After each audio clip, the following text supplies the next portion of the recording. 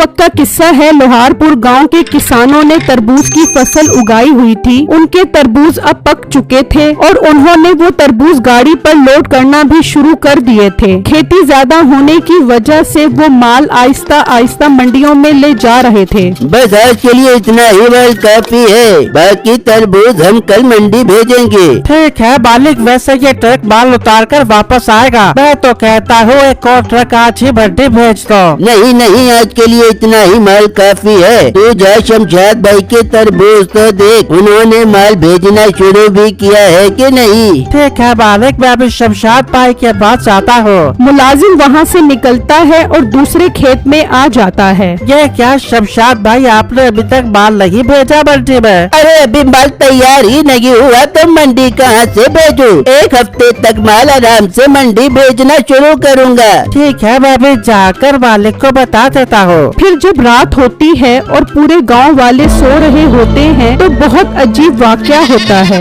उस गांव में एक जंगली सुअर घुस आता है और वो उस खेत से तरबूज खाने लग जाता है और उस किसान का पूरा खेत तबाह कर देता है और वहाँ से चला जाता है। फिर जब सुबह होती है तो वो किसान अपने खेत में आता है तो देखकर हैरान रह जाता है। ये मेरा खेत किसने तबाह कर दिया? अरे मैं लुट गया, मैं बर्बाद हो गया। वो जल्दी से अपने दोस्त के खेत में पहुंचता है और उसको अपने खेत के बारे में बताता है। ये तुम क्या कह रहे हो? कौन है जो तुम्हारे खेत तबाह कर गया है? मुझे नहीं पता कौन मेरा खेत तबाह कर गया है। मैं तो यहाँ इसलिए आया था कि देखूं तो सही कहीं तुम्हारा खेत भी तो तबाह नहीं हो गया। लेकिन तुम तो बहुत खुश नसीब हो कि तुम्हारे खेत को कुछ नहीं हुआ। हाँ भाई, शुक्र है मेरे खेतों को कुछ नहीं हुआ। मैं तो कल अपना सारा माल मंडी भेज दूंगा। ऐसा ना हो वो मेरे खेत को नुकसान पहुंचा दे। हाँ, तुम ऐसा करना, आज रात अपने खेत पर पहरा देना और कल सुबह सवेरे अपना माल मंडी भेज देना। ये कहकर वो किसान वहाँ से चला जाता है और जब रात होती है तो वो हाथ में डंडा लेकर खेत में हिफाजत करने के लिए बैठ जाता है। तो अचानक वो सुअर वहाँ पर पहुँच जाता है और उसके तरबूज खाने लग जाता है। ये देखकर वो चौंक जाता है। ओ कमबख्त, तू मेरे तरबूज खाने आ गया, चल भाग यहाँ से। वो उसे मारने के लिए आता है तो वो सुअर गुस्से में आ जाता है और उस पर हमला करने के लिए आगे बढ़ता है। ये देखकर किसान खौफजदा हो जाता है और वहाँ से भाग निकलता है। अगले दिन वो सब गांव के सरपंच के पास पहुँच जाते हैं और उन्हें पूरा वाकया बताते हैं। ये तो बहुत बुरा हुआ।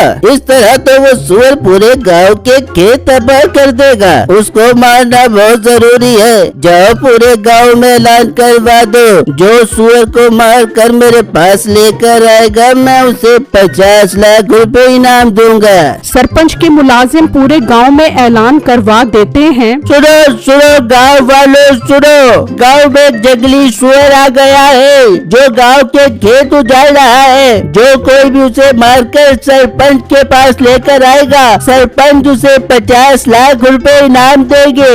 ये बात वहाँ खड़े दो भाई सुन रहे होते हैं। अरे वाह बेगम, ऐसे सुअर को मारना तो मेरे बाएं हाथ का काम है और इनाम 50 लाख रुपए है। मैं सरपंच के पास जा रहा हूँ। ये कहकर मीठा चला जाता है। मीठे ने अपने भाई बिट्टू को बाप के मरने के बाद घर से निकाल दिया था, जिसकी वजह से वो एक छोटी सी झोंपड़ी में रह रहा था। माँ जी, अगर आप इजाजत दें तो मैं भी उस सुअर को पकड़ने चला जाऊँ। हो सकता है वो मेरे हाथों आ जाए। हाँ बिट्टू, आपको बिल्कुल जाना चाहिए, किस्मत बदलते देर नहीं लगती। ठीक है बेगम, मैं सरपंच के पास जा रहा हूँ, फिर शाम में ही सफर के लिए निकल जाऊंगा। ये कहकर बिट्टू भी सरपंच के पास चला जाता है। सरपंच साहब, मैं लेकर आऊंगा उस सुअर को मारकर। मेरे 50 लाख रुपए तैयार रखो। हाँ ठीक है, जो भी मार कर लेकर आएगा मैं 50 लाख रुपए इनाम दूंगा। इतने में बिट्टू भी वहाँ पर पहुँच जाता है, जिसे देखकर मीठा सोचने लगता है। ये मोटा भी 50 लाख का सुनकर लालच में दुम हिलाता हुआ यहाँ आ गया है। इससे पहले कि ये उसे मार कर लाए, मैं उसे मारने चला जाता हूँ। मीठा सुअर को मारने के लिए निकल जाता है और यहाँ वहाँ जंगलों में उसे हर जगह देखता है, लेकिन वो उसे नहीं मिलता। पता नहीं ये होगा कहाँ पर। सुबह से शाम होने वाली है, अभी तक मिला ही नहीं, और अब तो मैं थक भी बहुत गया हूँ। मैं कुछ देर आराम कर लेता हूँ।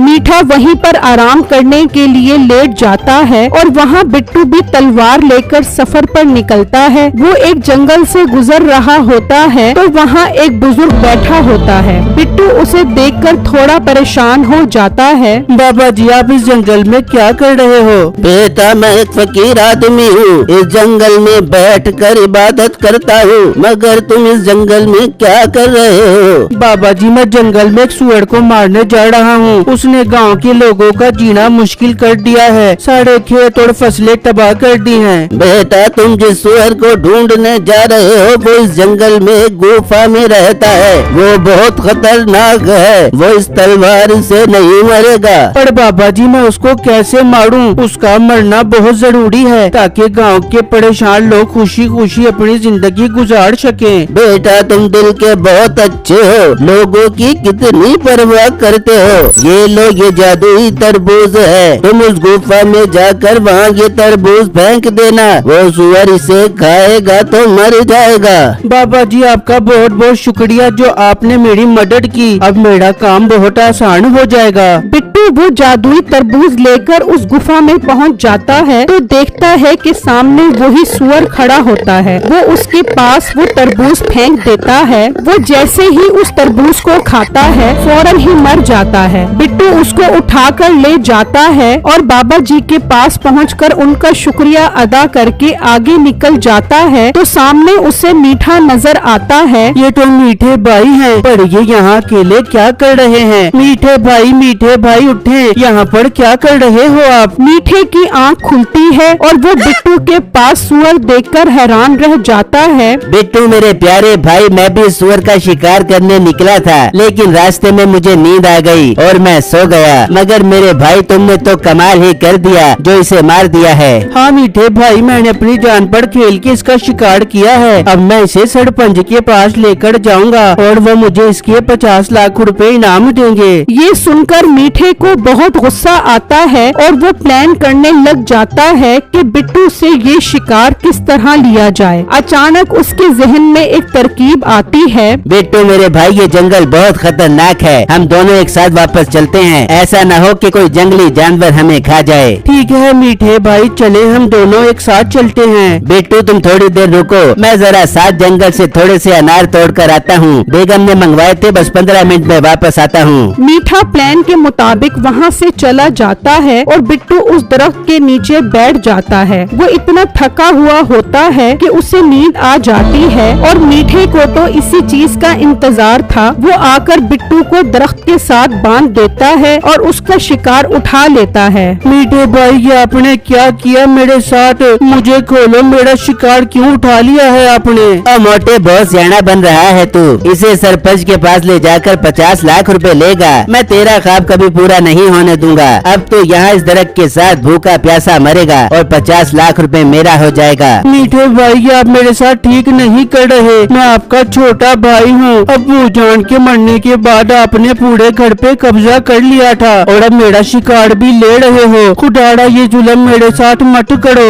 मोटे, तेरी इन चिकड़ी चुपड़ी बातों का मुझ पर कोई असर नहीं होने वाला। मुझे तो अपने 50 लाख रुपए नजर आ रहे हैं, जिनसे मैं अपनी जिंदगी बहुत अच्छी गुजारूंगा। मीठा बिट्टू को वहीं छोड़कर वो शिकार लेकर चला जाता है और सरपंच के पास पहुंच जाता है। लो सरपंच साहब, मैं अपनी जान पर खेलकर इसका शिकार करके आया हूँ। लाओ, मेरे 50 लाख रुपए इनाम दो। वो सब मरा हुआ सुअर देखकर खुश हो जाते हैं। वाह मीठे, तुमने तो कमाल कर दिया जो पूरे गांव वालों की इससे जान छुड़वा दी। तुम्हारा 50 लाख रुपए का इनाम तुम्हें जरूर मिलेगा। मुलाजिमों, मीठे को 50 लाख रुपए इनाम दे दो। रुको जाओ सरपंच साहब, मीठा झूठ बोल रहा है, इसने इसे नहीं बल्कि मैंने मारा है। ये मुझे डड़क के साथ बांधकर यहाँ आ गया है। वो तो शुक्र है वहाँ से कुछ शिकारी गुजर रहे थे तो उन्होंने मुझे खोल दिया और मैं यहाँ पर आ गया। सरपंच साहब ये झूठ बोल रहा है, इसके पास क्या सबूत है कि ये शिकार इसने किया है? मेरे पास पूरे सबूत हैं कि मैंने इसका शिकार किया है, मगर मैं इसे झूठा साबित करने के लिए पूछता हूँ कि अगर इसने शिकार किया है तो ये कहाँ पर था?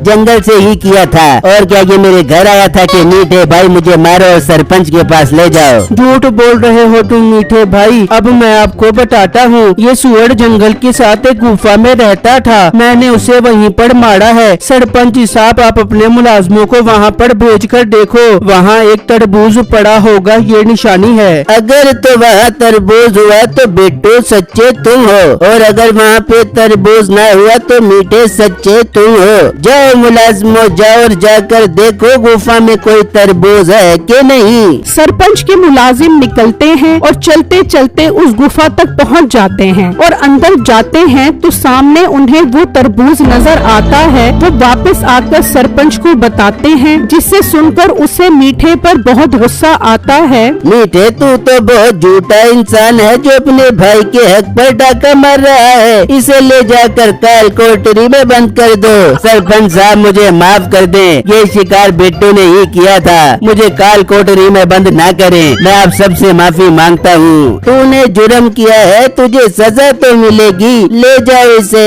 वो मीठे को ले जाते हैं और सरपंच बिट्टू को 50 लाख रुपए इनाम देता है और बिट्टू खुशी खुशी घर लौट आता है।